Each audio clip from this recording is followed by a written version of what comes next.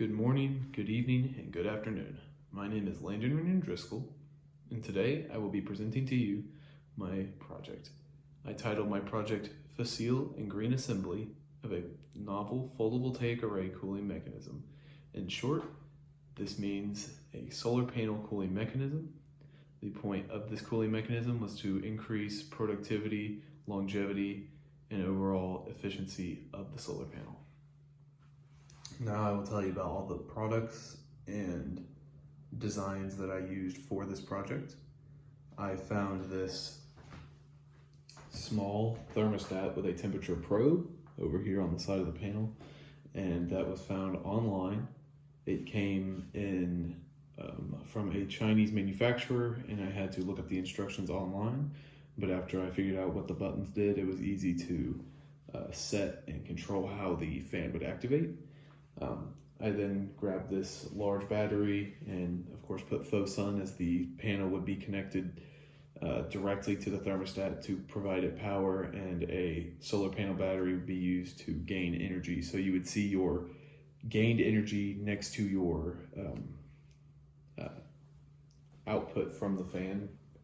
And I used simple wiring to connect all the pieces, and a computer case fan that you can find at any kind of computer hardware store, and they're usually around $5 to $10, so very cheap.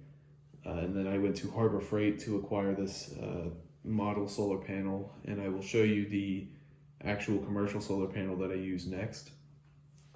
And lastly, I have a a cooling case that I designed myself, and it is comprised of Plexiglas with a weatherproof seal to ensure that no water or leakage would get inside the box.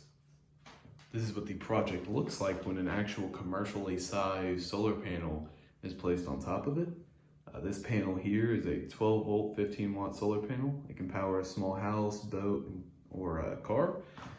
And I also use this for my actual testing. And as you can see on the bottom left, I'm getting an average reading of 25.1 in the house that I'm in right now. I did not conduct these experiments in my house. I did them in an actual field, and I will read you my averages now. My static temperature to actually activate the fan was 25.5 degrees, and that stayed static within my 100 trials of this project.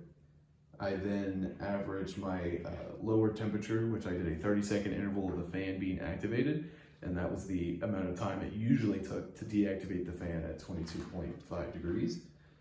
And I got an average of 23.95 degrees. After those 30 seconds, I subtracted those two averages of 25.5 and 23.95 degrees and got a 1.55 temperature differential. This is actually a significant number, and 89 of my 100 trials were statistically significant, as they did lower the temperature by an increased amount that made it significant in a p-value t-test.